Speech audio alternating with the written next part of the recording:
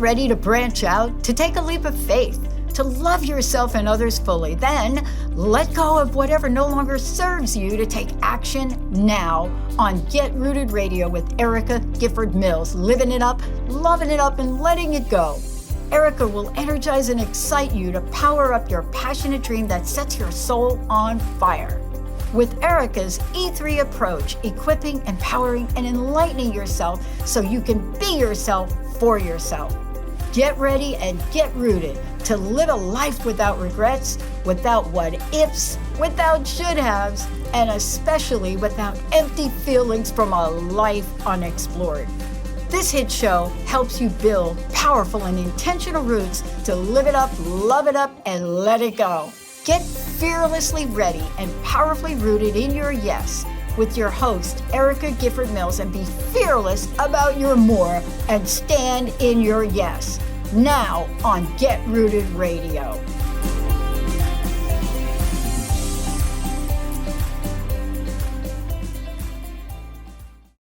Welcome, everyone. I'm Erica Gifford Mills, and you are listening to Get Rooted Radio, living it up, loving it up, letting it go, right here on Transformation Talk Radio.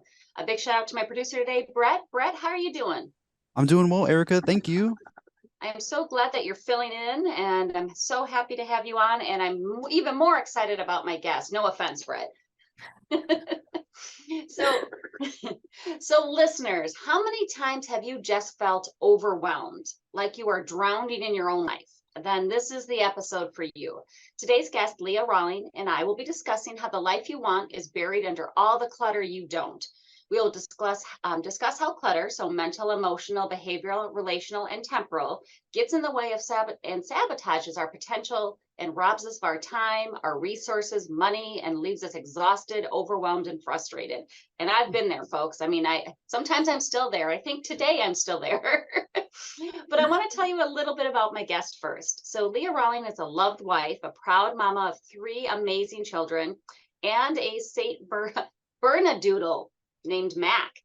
She is a guacamole-obsessed Leo Enneagram 3 personal development guru. So it's going to be a fun show. She is a thought coach and strategist, author, public speaker, and unapologetically imperfect, which I love because I am perfectly imperfect myself. She left a 25-year career in corporate America to empower and invite women to live into the fullest possibility of their potential. She does this through her 4 Becoming programs and her B method, all of which are a combination of her own personal development journey, along with her multiple certifications and degrees in cognitive behavioral therapy, neuro-linguistics programming, hypnosis, quantum science, metacognition and metaphysics, and PhD programming. So I love it because she totally inspires and teaches others how to tap into that. So you're going to want to listen to today's show, and please help me welcome Leah. Thank you, Leah, so much. Oh, it's so good to be here. Thanks, Erica. So tell me about your journey. You know, how and why did you leave corporate America to become a coach? Oh, that's such a great question. So like I had said, I've been in corporate for 20 plus years, and I always stayed in corporate under the guise of, I don't love my job, but I love what it enables me to do, which is to coach. So I've coached on the side all through corporate. I was a fitness coach. I was a marathon coach. I was a weight loss coach. I was a spiritual coach. And all the time as I was in corporate, I would pick up all these different certifications. And I just kept thinking, I don't know if any of you listeners out there think this, like if I could just this certification, then I will be qualified. Then I can actually do this. Then I can help. Then I can be a real coach. And I remember one point in time having the same conversation with my mom over and over and over again. Because she would be like, hey, why don't you just be a coach? Like, and I would make up all these excuses like our brain does sometimes. Like I would be like, if I do coaching full time, this was one of my favorites. If I do coaching full time, then I might not love it as much. So I better just, right? Who's been there? I should just do it part-time. That would be better. I'll just continue to be miserable in corporate so that, I can look forward to coaching. And there was a moment when my mom exchanged a conversation, and she just said, when are you just going to stop lying to yourself and just be a coach? And shortly after that, she was diagnosed with stage 4 cancer. And I didn't do anything other than stay in corporate to be able to take care of her. But after she passed, I quit corporate, and every day I wake up and I do this work in her honor. So that's beautiful. Right. I borrowed her belief in me. So I appreciate. And sometimes we have to do that sometimes, right? And Yep. I don't like the saying, but I like the saying, you know, fake it till you make it. Sometimes you don't have it all, but you've got to do it. And I love that, because I had a similar situation. My father passed away unexpectedly, and he loved what he did. Every day of his life, he loved what he did. And I sat there and it was like, why? Why am I not doing what I love? And so I think it's beautiful, and it's a great honor that you're doing that, you know, for her, but for you and for so many other women. And likewise, right? Like, Yeah. So good. So during this episode, and I think that clutter is what maybe got in your way a little bit. And so we want to talk about the clutter in our lives. And I gave a little hint in the intro here, but tell me about the areas of clutter, and then let's just get right into the first one. I love it. So most people, when they think of clutter, think about physical clutter, like the stuff. And trust me, that's energetically exhausting as well. But there's other forms of clutter, and mental, emotional, behavioral, relational, temporal, career. There's all sorts of different clutters that really sabotage our best life. And I do believe that our best life is buried under the life that we want, is buried under everything that we don't want. And so mental clutter was those stories, those thought loops about I'll just stay in corporate because, you know, if I actually coach, well, then I might not really love coaching. And so it's that mental sabotage. It's thoughts in scarcity, not enough, thinking that if I just had one more certification or one more degree, then I will be enough. And when is it ever enough? Right? To your point, like maybe you just have to fake it till you make it, or you have to borrow somebody else's beliefs. But it wasn't until I realized that our thoughts aren't facts, that when I heard that, and when I had awareness around that, I was like, oh, wait a second.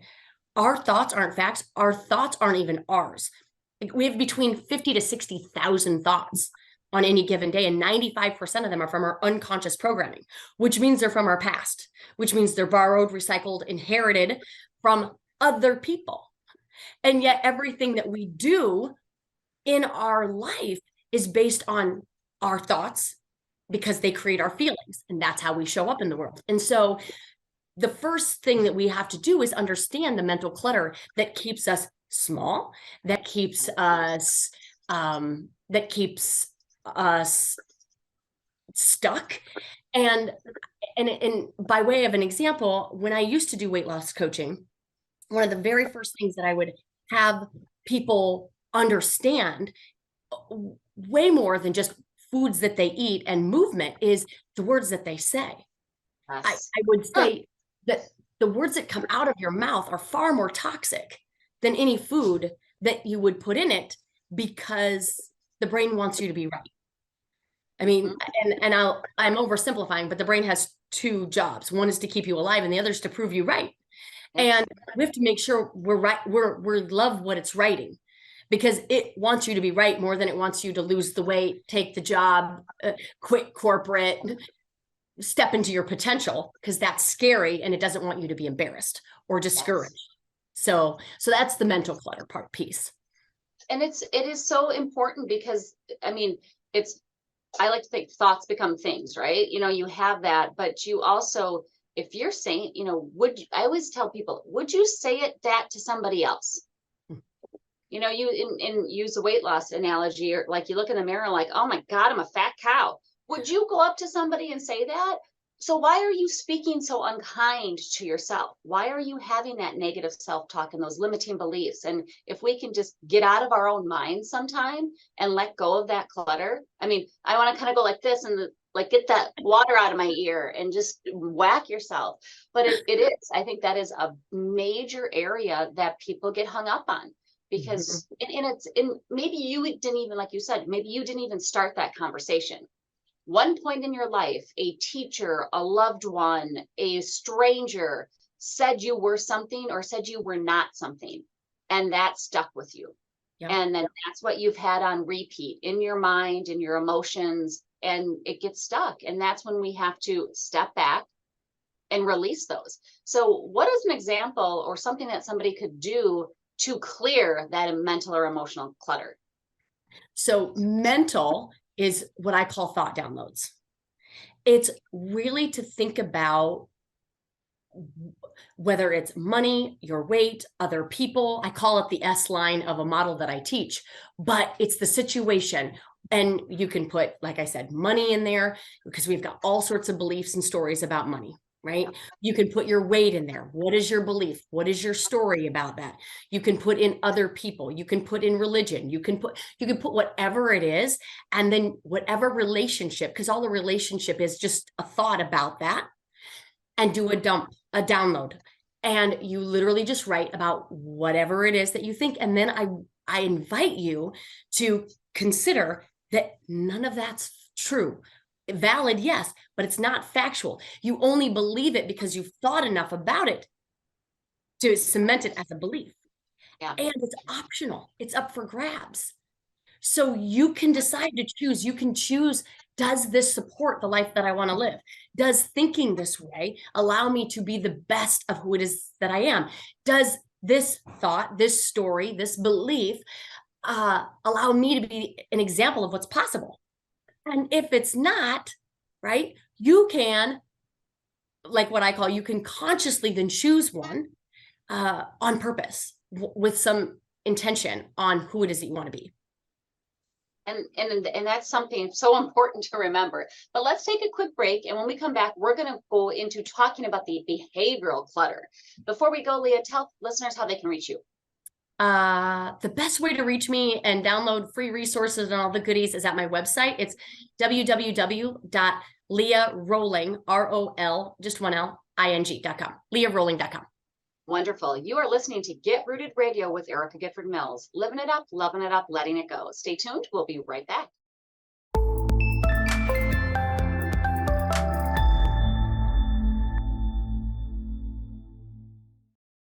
Welcome back to Get Rooted Radio with Erica Gifford Mills. Living it up, loving it up, letting it go. If you missed any portion of today's episode, you can catch it on getrootedradio.com. That's getrootedradio.com to listen to a replay, sign up for the latest news, events, specials, and words of encouragement. Go to getrootedradio.com. Welcome back to my guest, Leah Roling. Thank you so much for being on the show. My pleasure. It's awesome. So we're talking about clutter. And I love the comment you made that, yes, physical clutter around you, it messes with your energy. And I'm getting ready to leave for Paris tomorrow. And I've got clutter all over the place because I don't pack until right before I leave. Because if I pack, all I'm going to do is unpack it because I can't remember, did I put that in there? Did I go through that? So, but I have things all over the house and it's giving me anxiety because I feel like all this stuff is out of place. So it's true, right? Clutter physically around us affects us. So when it's other places, can you imagine how it can make you feel just overwhelmed? Mm-hmm. And we talked about the mental and emotional clutter last segment, but now let's get into that behavioral clutter. So what would you classify as behavioral clutter? I would call behavioral clutter anything, habits, actions, things that you're doing or not doing that is not allowing you to make the progress that you want in your life. It's not allowing you to achieve your goals. It's not allowing you to be disciplined or committed to the things that you want in your life. And I think it all kind of stems from your thoughts, which is why I always start with mental clutter, because what I realized in working with my weight loss clients and, my marathon runners is people don't do what they know. They just don't, right? We know how to do anything. And if you don't, we're just a Google search, podcast, book away from it, right? People do what they feel. And so thoughts create feelings.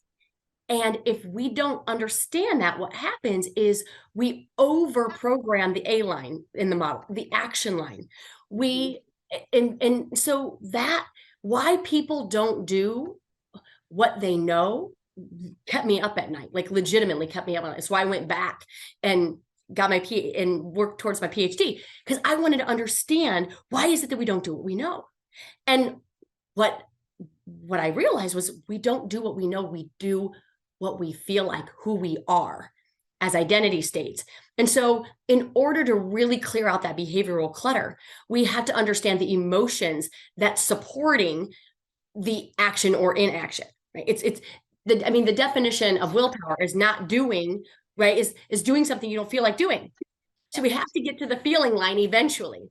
And so behavioral clutter is really just an extension of that mental emotional clutter, because once you can clear that up, you can fuel your action line, your behavioral line with emotions that are empowering, emotions like commitment and confidence and courage and boldness and discipline, as opposed to discouragement or overwhelm or worry or frustration or bitterness or resentment. None of those are empowering emotions that are going to allow you to show up doing whatever it is that you want to be doing, or not doing whatever it is that you want to be doing.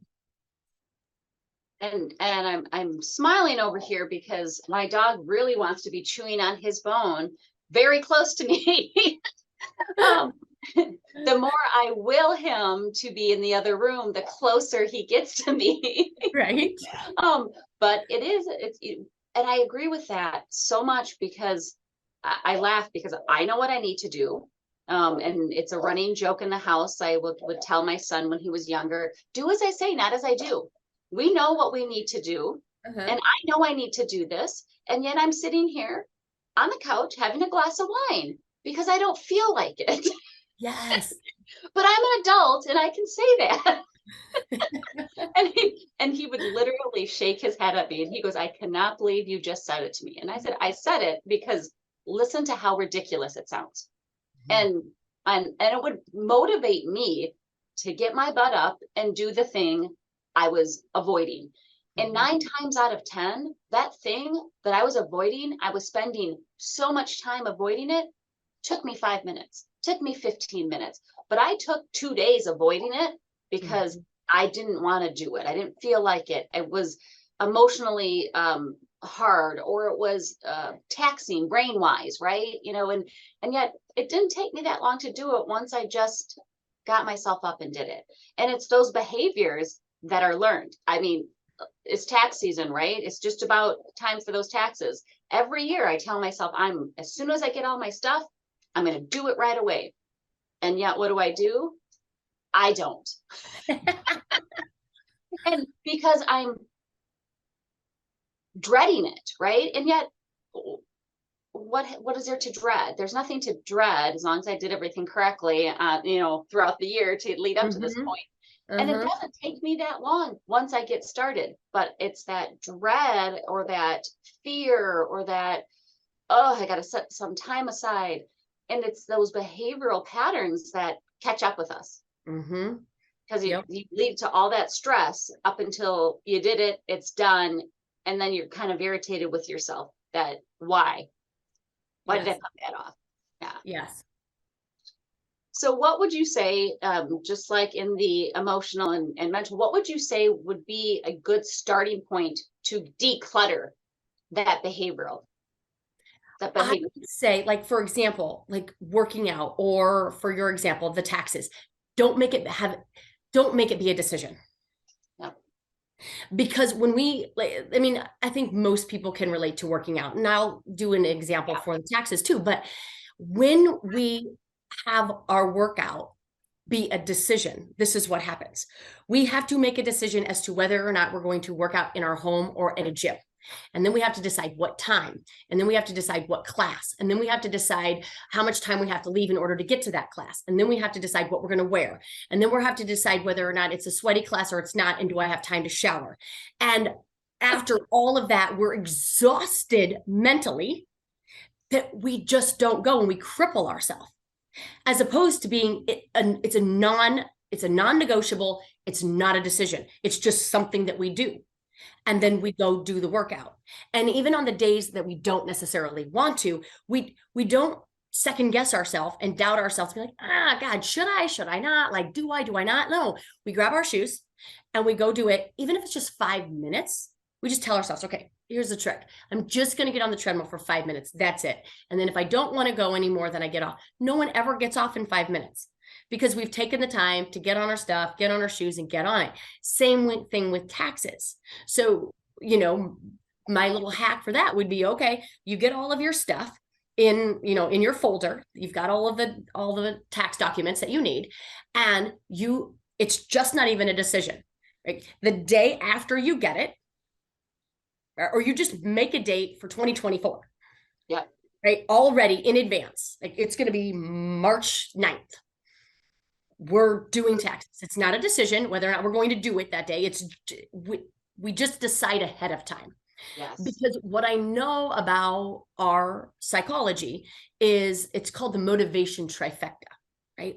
So in the moment, if we make a decision in the moment, we're already screwed, right? Because our brain seeks pleasure. It wants pleasure right now. It wants to avoid pain, and it wants to seek comfort. None of those things are available in the now as it relates to doing taxes. Don't want to, right? It's not going to be probably easy. It doesn't bring me pleasure. It creates pain for myself. Same thing with working out. So we have to decide at least 24 or 48 hours ahead of time that's what we're doing, and it's a non-negotiable. It's not even a decision that we need to make. So that's probably my best hack for really clearing out that behavior habit and obeying yourself. Yeah.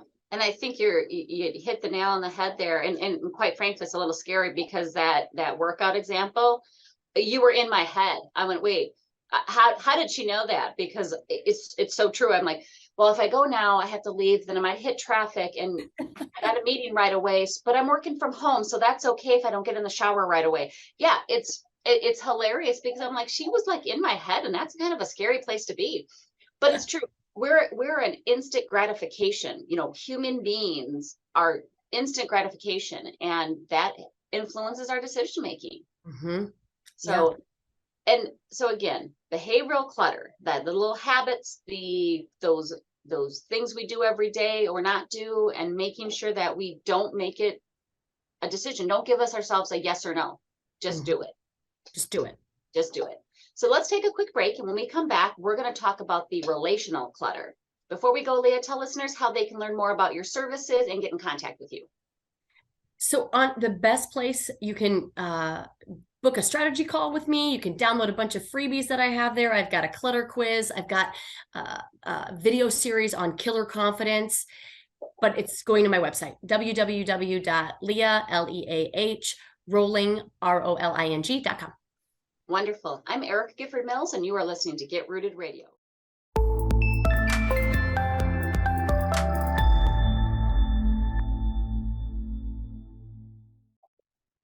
We're back on Get Rooted Radio with Erica Gifford Mills. Living it up, loving it up, letting it go. Don't forget to visit getrootedradio.com to listen to a replay of this episode, learn about upcoming events, and pricing for coaching sessions. That is getrootedradio.com. Welcome back to my guest, Leah Roling. Leah, thank you so much for being on the show with us today. Glad to be here. So we've been talking all things clutter, and whether it's in our head, right, our emotional or mental, whether it is something that is behavioral, and we have all sorts of physical clutter around us. But it has been such a great conversation, and it's really scary because, folks, I don't know Leah personally, but I swear she has followed me around for the past couple of days with her examples. So you definitely want to keep listening. So if you missed any of the segments, go back and start it over from the beginning. But we're jumping right into this segment with relational clutter. So What is relational clutter? So the way I define any sort of relationship is our thoughts about that other person or our thoughts about ourselves. A lot of people, when they think about relationships, they think about other people and what they do or not do for them, and or what you guys do together. But in the model that I teach, anybody outside of you is neutral. Your relationship is created in your mind by your thoughts. And so relational clutter really goes back to mental clutter. That's why we start there. How do you think about other people? And we always start with self, because the biggest relational clutter we have is our own mattering, our own sense of worth, our own sense of enoughness. And what I want everyone in the world to know is that there is no worth award. No one is coming to your door to deem you worthy. There is no enough fairy. No fairy is coming to say you're enough. It's a choice by thought alone that you just are. And when my brain wants to chatter, I think Brene Brown talks about this a lot when she talks about shame. She says the only people that don't have enough thoughts or not enough thoughts are sociopaths. So great news. If you've got some not enough noise in your brain, awesome. You're a functioning human being. But what I like to challenge my brain with regards to this relational clutter, when it wants to offer up thoughts of not enough or unworth, I like to challenge my brain lovingly, of course, with a wink. And I say, isn't that so old? It's such an old story. Like, can't you come up with anything better for me today? Yeah. Yeah. And so the relational clutter is that it's really cultivating a loving relationship with yourself. It's knowing, like we talked about at the very beginning, that you're amazing and awesome 50% of the time. And you're also a mess and you're a work in progress the other 50% of the time. That way we don't take ourselves so seriously. That way we don't get so defensive when other people want to offer up their opinions of us, which, by the way, is none of our business. And we just allow people permission to be wrong about us, because we've been wrong about us. And it's really just allowing and really paying attention to us. I think for so many of us, we just ignore ourselves. And like you mentioned earlier, we say things, the meanest things about ourselves that we would never say, even to our worst enemies. And so think about what a relationship would be like with a stranger or a friend or a child if you talk to them the way that you talk to yourself. Yes. You would totally damage that relationship. So relationship clutter is really thinking about the thoughts that you think about other people. I also think of relationship clutter by way of expectation pain. What are the expectation? Meaning, what are you shoulding and shoulding of other human beings that you do this life with?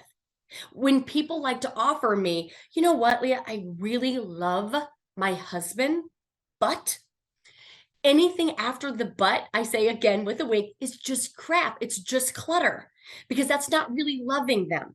It's loving a version of them that you want so that you can feel better.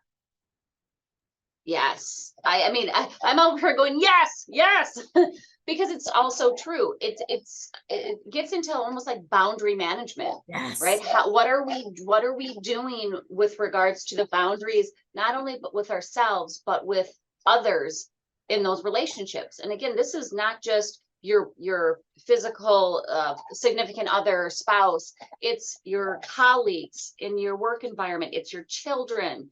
It's your friends. It's the community you live in. You need to set and keep and communicate those boundaries, because just because it's a boundary for you doesn't mean it's the same boundary for somebody else. And if you aren't communicating those and you aren't keeping them, you are going to have lots of clutter coming in your way. Mm-hmm. Yeah. Absolutely. Yeah. And boundaries are one of the ways that, you resolve this relational clutter. It's one of my very favorites, because I think a lot of times we've been taught boundaries wrong. We've been taught that we request somebody do something, and when they don't, then it it gives us permission to be mad about it. And then we've learned boundaries wrong. Our boundaries are for us to set and uphold, not for anyone else to. And so I think boundaries, I think understanding that we create a bunch of unnecessary pain with our expectations of other people. And I think another part of really clearing the clutter regarding relationships is just being aware of the manuals that we have for people. We have them for everyone. We have a manual for our kids and a manual for our in-laws and a manual for our neighbors that say on this such and such a page and such a chapter that they should behave like this or like that. And instead of connecting with them, we want to be right about our own, right? Our own manual that we wrote. And again, remember, our brain wants us to be right more than it wants us to be connected. And so when we can be aware of these manuals that we write and find a way to burn them and really just allow and accept people for who they are. Yes. Oh, and that is, and it's so important because sometimes we don't even realize we have these manuals. It's until you become aware. I was having a conversation last night with somebody and it was the same thing. I said something. She goes, "Oh, why would you think that?" And I went, "What do you mean?" And I'm like, and she's like, "Well, where did you come up with that expectation?" And it was an aha moment because I was like, "You're right." And it was something, it was nothing important, but it was like, I realized I was doing just what you said, is that, oh, well, take that out of that filing cabinet and I'm going to put in that one in the shredder, because we have, and just because you don't like something or do something doesn't mean that having somebody else do it is wrong. And it's, if you don't express to them that's not what you like, or that this is my wants, these are my needs, these are my expectations, they can appreciate those. They don't have to accept them, and they can decide to leave that relationship, and it's vice versa, right? And so I think people forget sometimes that we create our own clutter by not setting those boundaries and then communicating those boundaries and then keeping those boundaries. I mean, not that there aren't times where boundaries do need to be moved, but they should be, few and far between. There's always exceptions to every rule, right? Absolutely. Yes. I'm not condoning anybody being mistreated or anything like that. But I do believe that we create a lot of unnecessary pain with the expectations that we think other people should or shouldn't do X, Y, or Z. And so just being aware, to your point, that, oh, look at me, think that they should be more like this or more like that. Or the biggest one is like, I would never do that. And I'm like, yeah. When my clients want to be like, well, I would never do that. I'm like, yeah, they're not you. Yep. And people suck at being who you want them to be. Yes. A lot of times.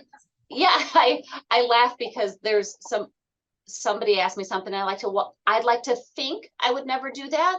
However, I've never been put into that situation where I had to make that decision. And I think it was something, to the extreme. Would you ever kill somebody? And I'd like to think I would never kill anybody. Right. And I'm a moral person, and I'm not going to just go around, killing individuals. However, if it was me or them, or what was the circumstance, was my life in danger, there's all these, I'd like to think, right? And so sometimes that happens, know. So we're going to take a quick break, and we're going to round out today's show with the final area that, well, in this discussion anyways, the temporal clutter. This is Get Rooted Radio with Erica Gifford Mills. Living it up, loving it up, letting it go. Stay tuned. We're going to be right back.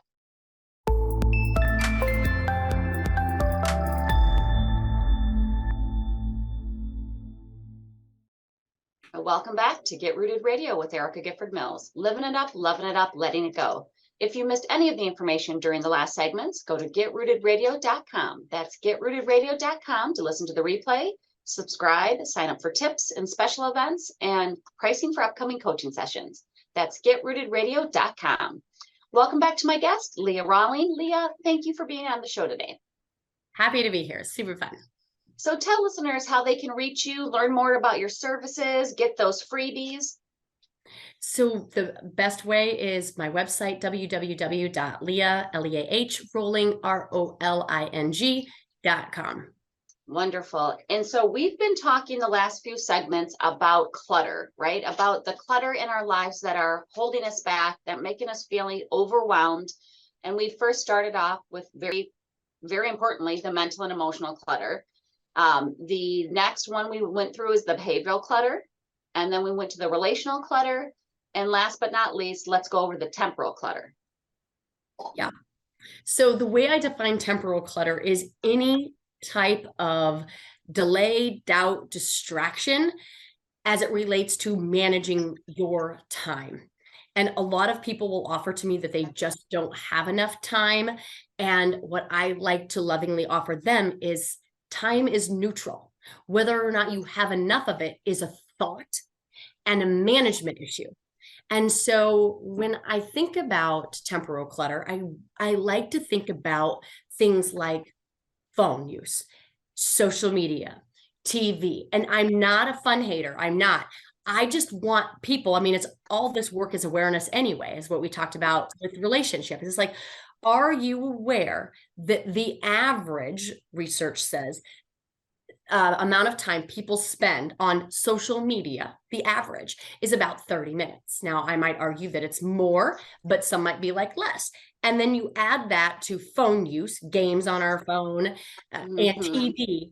We are drowning in distractions every single day. And I get that an hour, hour and a half doesn't seem like a lot every day.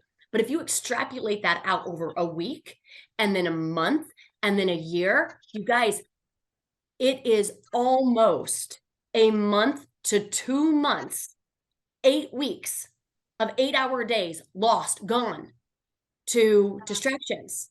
And again, I don't care if you're on, I just want you to be aware of it. If you're one of those people that is overwhelmed because there's not enough time, I want you to manage it. And so my very favorite way is to do a time audit.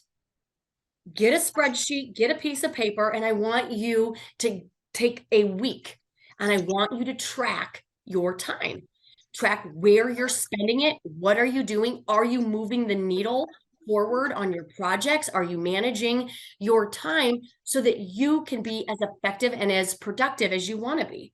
And then I'm not creating a culture of doing more. I actually want you to manage your time so you can do less and be more, which means that we have to block out time for some of these self-care activities that people will tell me all the time. Oh, Leah, I do not have time to meditate. I don't know how you, I don't have time to journal. I don't have time to have a gratitude practice, which I also say you don't have time not to, but only because they haven't cleared up their time. They're cluttered in the overwhelm of distraction, delay, and doubt. And that's another reason when we talked about behavioral clutter, it can't be a decision, because then we will run all over and we will waste time in that decision making process. So that's temporal clutter, and it wreaks a lot of havoc on people's productivity, people's goal attainment, and it stunts people's progress. And I like how you said that, because I had somebody say to me the other day, I don't have enough time to do that. And it was something that would have been like 20 minutes, right? And I'm like, all right, so there's 24 hours in a day. How much time do you normally sleep? How much time do you go to work, right? Your job. How much time do you drive? What's your transportation like? And this individual did not have any kids. He did not necessarily have a significant other.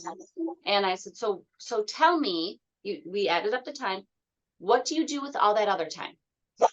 And what do you mean? I do stuff. Oh, okay, let's define stuff. What is stuff? Because what I'm asking you to do will take you 20 minutes.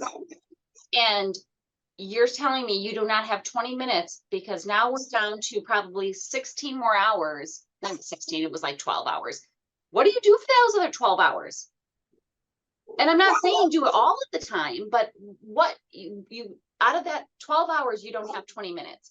And so doing that time check, right? Doing that, what am I doing? It's because it's not only resources, meaning financial resources. Time is a resource, right? That your time matters and it's valuable. So what are you spending your time on?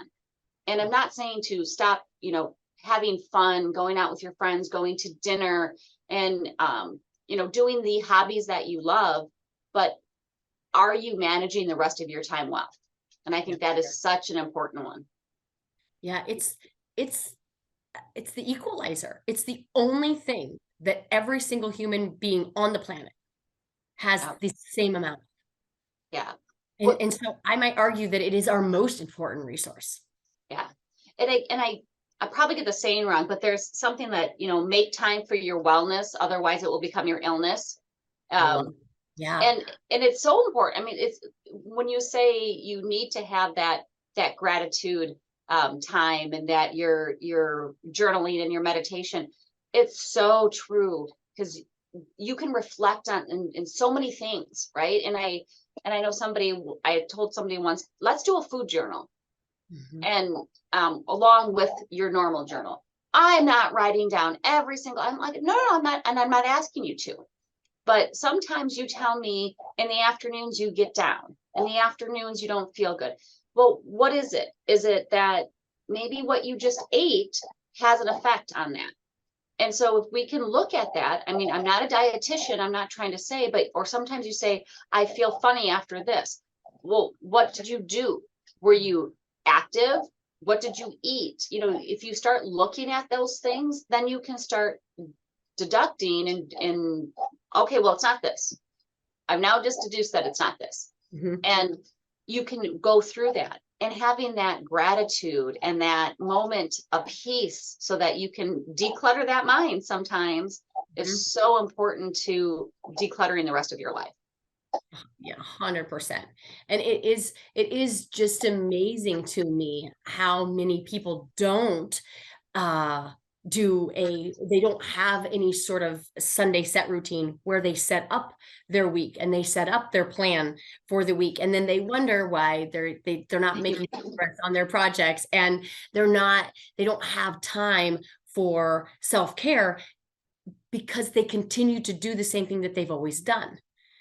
And so many people aren't creating routines and morning rituals and evening rituals and little opportunities to have joy and fulfillment in their days because it's not planned. Yes. Yeah. Well, and that is a good last point, because you wouldn't cancel on a doctor's appointment necessarily. You wouldn't cancel on somebody else. Why are you canceling on yourself? Yeah. You are the most important person in your life, because that's who you're going to be with for the rest of your life. You need to take care of it. So I know we're running out of time. So one last thought, comment, if listeners took anything away from today, what would you want that to be?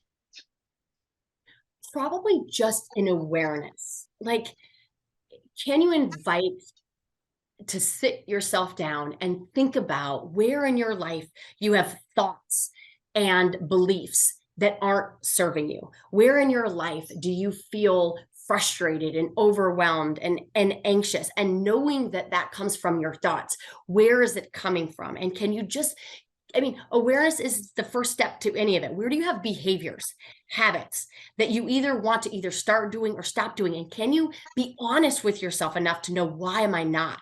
And how am I sabotaging? And what clutter is preventing me from stepping into that next best version of myself? Relationships, same way. And where am I not managing my time?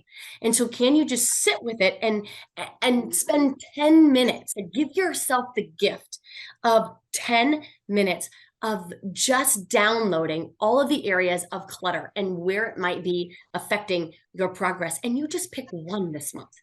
Just pick one little area to work on and see how that might transform your life and your relationships and your progress in it. Thank you so much, Leah. I really appreciate you having on the show today. And listeners, go out, look at her website. You'll be amazed. And I want to thank you all for tuning in to Get Rooted Radio. If you missed any part of today's episode, You can catch it on getrootedradio.com. And tune in the first and third Monday every month at 5 p.m. Eastern, 4 p.m. Central, and 2 p.m. Pacific right here on Transformation Talk Radio.